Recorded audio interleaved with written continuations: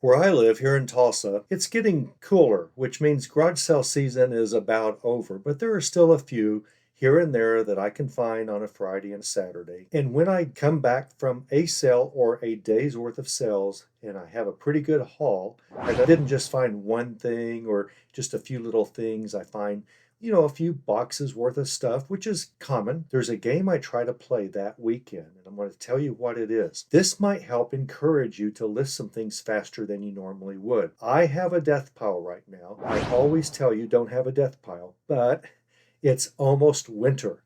And I think if you're going to have a death pile, this is the best time to have it. One, we're heading in middle of Q4 right now, basically. So I want to have as many things to list as I can. And I'm just listing like a racehorse every day, more than ever. But I'll never get my whole death pile listed before the fourth quarter's over. But that's okay. By design, I have been sourcing a lot more items than I can possibly list for sale. Because in the dead of winter, Winter's coming. you want to have enough inventory to list. Now, I have a lot of neighbors all around me. I've talked about them before, mostly elderly neighbors. They have the best stuff. Ask me to sell their items on consignment because they're eventually having to downsize. I mean, we're really talking about pretty much all 80-year-old people here. There's one, maybe she's 73 or 74, but most of the others are in their 80s. They can't have their nice home much longer. It's sad. It happens to all of us. They're going to have to downsize, and they're beginning to do that. And with me, I'm the answer to everything they need when it comes to that. They're not quite ready to move. It might be 2, 3, 4 years, but they need to start downsizing now. Here I am. It's just snowballed into a big. And the reason I'm telling you that is if you do the same, you'll always have items to list. They're always trying to bring over more stuff. I'm like, no, I don't have room yet. Hang on. So I don't have a big problem in the dead of winter finding things. If it's a real icy week or something, I don't have a problem if I don't have to go out. I've always got plenty because I prepare for this in advance. You should too. If you don't have close neighbors that ask you to sell things on consignment, you probably should, more than me, have a death pile by now and start adding to it if you haven't already. Just because you want to list every single day. I always say list at least one item every day, but I qualify it and say, I hope you list a lot more than that. It turns out, as you know by now in this group, the average number of items that you list every day eventually becomes the average number of items you sell every day. It just works. This brings me to point number 1 of this video. Let's say that you have 1,000 items in your eBay inventory. And some days you'll have a sale of 5 things, some days you'll have 15, some days you'll have 1. But it's the average number. Your listing is usually the average number. It averages out over a week or 2 or 3. That's the number of items per day on the average you also sell. But why? Why doesn't eBay? Do you ever sell like an extra bunch of items one week? We all remember the bad weeks, the low weeks, but do you ever have great weeks? Yeah, you do. Do you ever wonder, eBay, why don't you just, if you have, say, 1,000 items in your store, do you ever wonder, why on earth don't 500 sell one week? Just half my store. Well, if you sold silver bars, pure silver bars or gold at $100 an ounce lower than spot value, you would sell every bit of that. But as far as just routine items, why do you never have a huge number of sales, like half your inventory in one day? This is only an educated guess, but it is a very good educated guess as to why you never have giant days. And that is because eBay will start throttling your account if you sell a lot one day. Why would they do that? Who in the world? Let's sue eBay. No, eBay is wise to do that. And if you owned eBay, you would do the same thing. Let's say that you routinely sell an average, you list an average of 10 or 12 items a day, and you sell an average of 10 or 12 items a day, over the weeks. If I am eBay, I will never let you have 1,000 items in one day sold or 1,000 items in 3 days sold. You haven't proved yourself that you can fulfill those orders. This is why eBay is wise not to let us just keep selling if we haven't shown eBay, yes, we can fulfill these orders and satisfy the customer.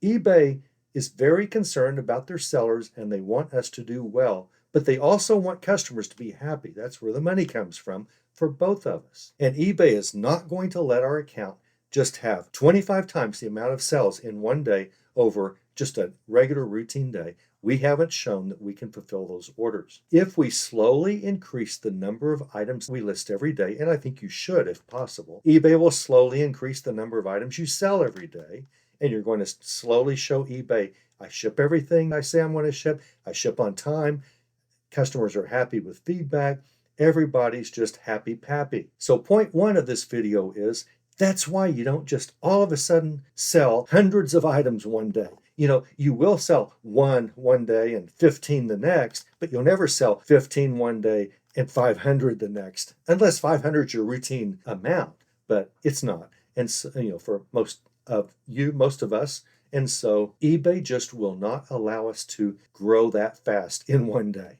We would anger lots of customers almost for sure. Are you able to pack and ship 500 items tomorrow if all of a sudden, and you've been doing 10 at most every day? No, you'd mess it up. You would. You'd quickly try to get help and hire relatives and try to get neighbors over here and help me. But it's going to be messed up. It's going to fail. You're not going to have supply. It's all going to just be a problem. eBay knows this. You should know this. It's good that eBay doesn't just do that for us because it would really be working against us. Point two of this video. Today at the garage sales, I ran across something that I ran across about 4 years ago now, and that is a bunch of old coin collecting books from the 60s, 70s, 80s, and 90s. A lot of them are catalogs, price guides. Who in the world wants a 1970, no, I found a 1957 price guide for American coins? Who wants one of those? This is 2024. Well, a lot of collectors want those because they collect every single year of the Red Book, which is a popular coin collector's book. A lot of collectors want the entire collection. At the garage sale today, we had 45 books of just old from the 50s to the early 80s, books on coins, coin collections, hardback soft covers, just a lot of books. And I could hear the lady in the background talking to other people saying, we just want to get rid of stuff. Everything's like $1 or less, whatever.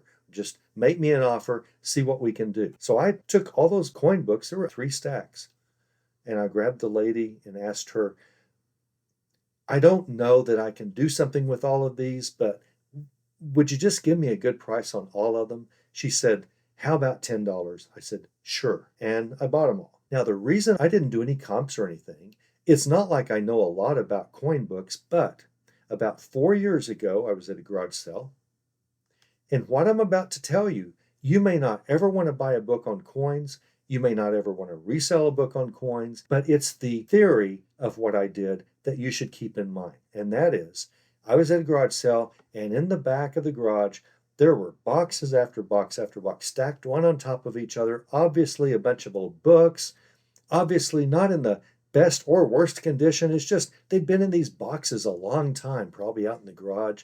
Probably some were water damaged, but it was pretty dry garage, so I didn't worry too much about that. But it was just the ones on the outside probably were bent up some. I looked through a little bit, but as I looked, there were 9 boxes of books, and I saw that they were all on coin collecting, coin catalogs, all about coins. How to start collecting coins, the advanced guide to collecting coins, the 9-volume set of coin collecting, and how to collect Roman coins, how to collect European coin, just book after book. I said, wow, all of these are coin books. And the guy at the garage sale said, yeah, this is really an estate sale, not a garage sale. It's just my wife and I.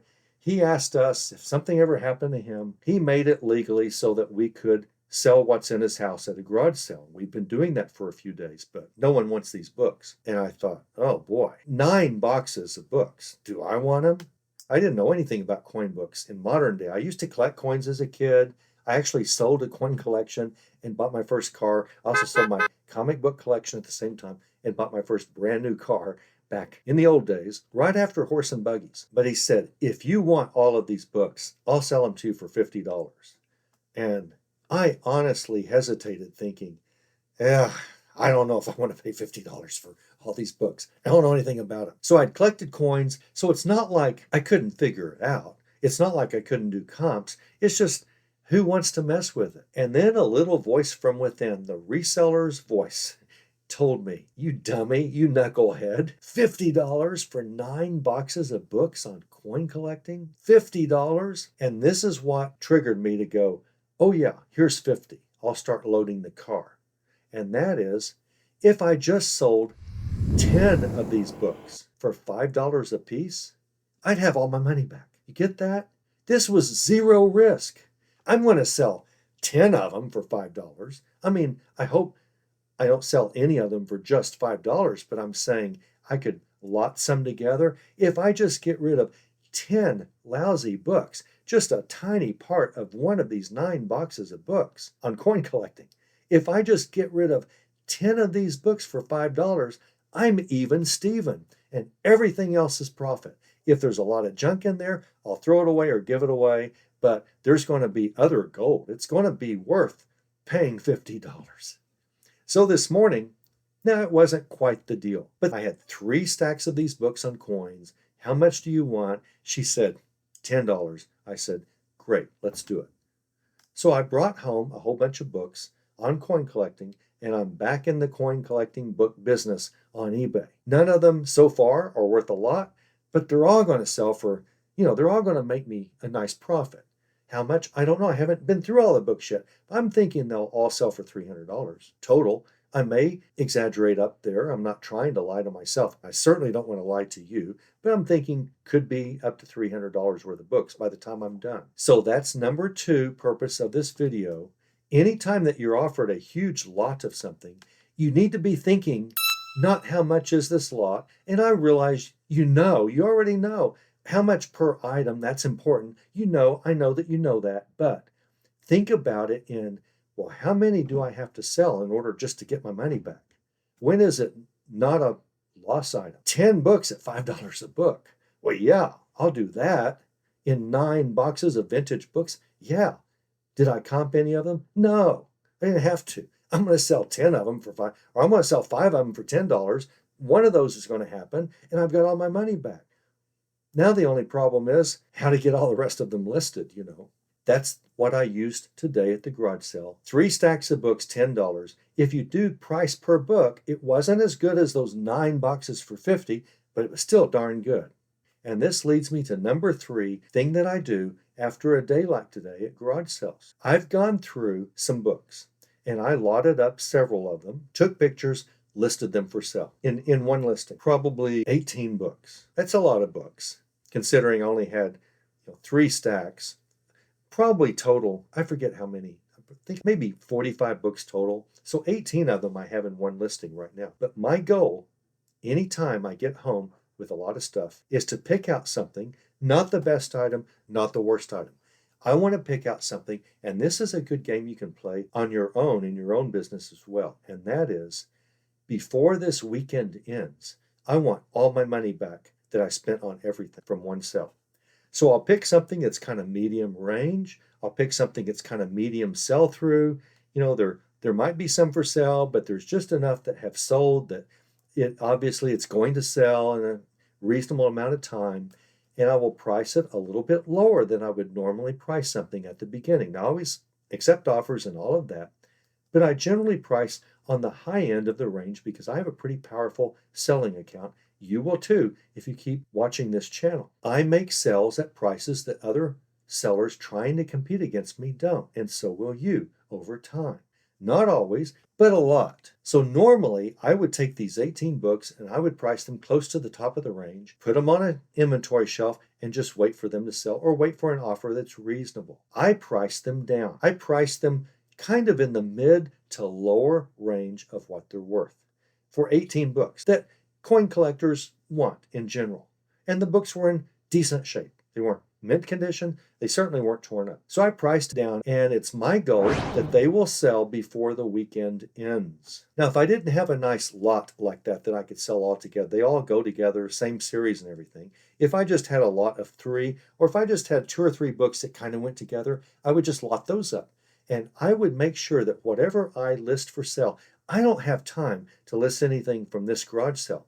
I've got stuff in my death pile that I need to list right now. I've got a lot of Christmas items that I still haven't listed. That needs to be listed right now, and I'm working on it. These aren't Christmas items, but I want my money back today or tomorrow. And that's the third thing to tell you. That's the little game that I play in my business. When I come home with a box or more of stuff, I want my money back in about 24 hours, 48 at the most, preferably before Monday morning at 8 a.m. I want something to have sold that's paid me more than I paid at the garage sale or at all the sales total. Now, how silly is that? Should I just price it up and not be so nutty about, I really want my money back in a day or two? Should I just play the long game like a lot of us do? And I don't mind doing. I've got plenty of room for storage. You may or may not, but if you have plenty of room, you may want to price it higher and just wait it out, everything from the sale. I don't want to do that. I want my money back right now. It encourages me to go out and do more sales next week. It encourages me to buy more stuff. It encourages me, I know I could sell this, but I've got so much at home. What encourages me is it's all going to be free, except for a small part of this. Everything that I bought this morning is going to be free, except for a small part, because I'm going to sell those 18 books and sell them for more than I spent all morning at garage sales. I'm going to get my money back, and everything else is just coasting into Profitville. Now, if you want to join me in Profitville, you can. All you need to do, you know what I'm going to say, click like and subscribe. Click the little ringing bell notification whenever you subscribe. That way you're told about this channel, but also you're told about other channels like this. That's what YouTube does. They will tell you about other channels that teach advanced ways to sell on eBay. So you help yourself as well as help encourage me to keep doing this. I'm new at YouTube. I don't really know what I'm doing, but I know what I'm doing on eBay. So I really want your help. I appreciate it. It means a lot to me. And I love it whenever you ask questions because I always answer questions. So thanks for watching. I hope today's points 1, 2, and 3, here they are somewhere in front of me.